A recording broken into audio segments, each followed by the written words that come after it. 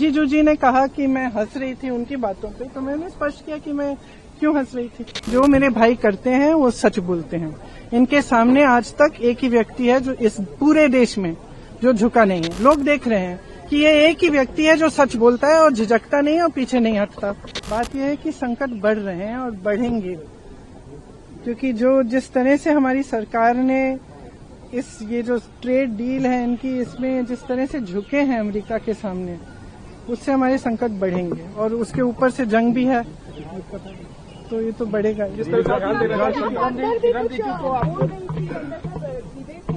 जी, क्योंकि रिजिजू जी ने कहा कि मैं हंस रही थी उनकी बातों पे, तो मैंने स्पष्ट किया कि मैं क्यों हंस रही थी। प्रियंका जी, गिरिराज सिंह कह रहे हैं कि राहुल गांधी छोटा पैजामा क्यों पहनते हैं?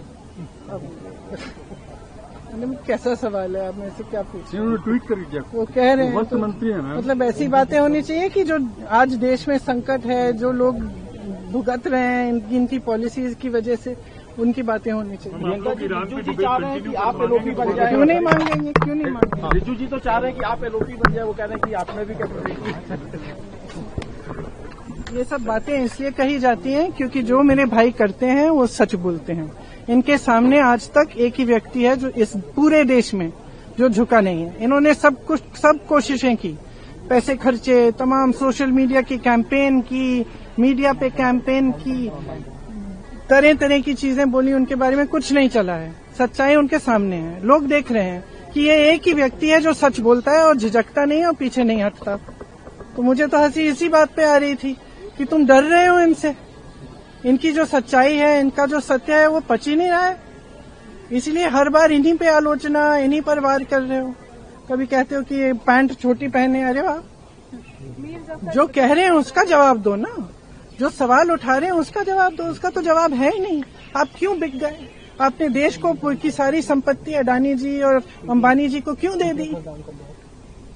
जो आज देश का किसान जिस तरह से संघर्ष कर रहा है, उसके बारे में आप कोई सवाल पूछे, आप जवाब नहीं दे सकते।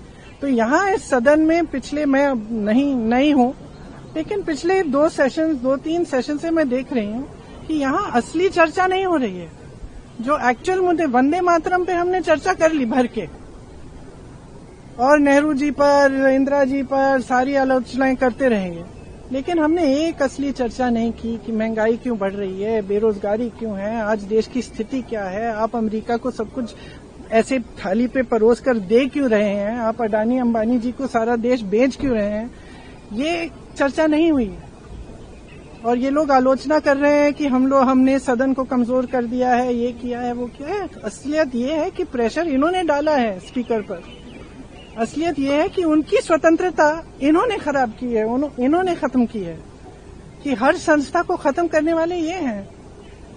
हम तो संस्थाओं को बचाने की कोशिश कर रहे हैं। हम जहां भी, जो भी हम आंदोलन कर रहे हैं, जो भी हम कह रहे हैं, हम ये संस्थाओं को बचाने के लिए कह रहे हैं, क्योंकि वो संस्थाएं निष्पक्ष रही नहीं जिन पर आधारित हमारा लोकतंत्र है, इसलिए हम लड़ रहे हैं। तो अब इनको ये बातें पचती नहीं है, तो कभी पैंट की बात करेंगे, कभी कुछ कहेंगे कि उन्होंने यार कह दिया, कुछ कह दिया। एक गहराई होती है ना बात की। भाषा एक चीज होती है, लेकिन गहराई भी होती है। और जो इंसान बार बार सच कह रहा है, वो सच किसी न किसी तरह से बाहर आ जाता है। और इस देश की जनता की खासियत ये है कि चाहे समय लगे, लेकिन सच्चाई वो समझ जाते हैं। मुझे याद है, मेरी दादी जी भी यही कहती थी कि आप नकली होने की कोशिश करो, कुछ भी दिखाने की कोशिश करो, अपनी इमेज बनाने की कोशिश करो, कुछ नहीं चलेगा। इस देश की जनता सच्चाई देख लेगी, देख रही है। समय लगा है, लेकिन देख रही है। देश दुनिया की ताज़ा खबरें और वीडियोस के लिए अभी डाउनलोड करें पत्रिका ऐप।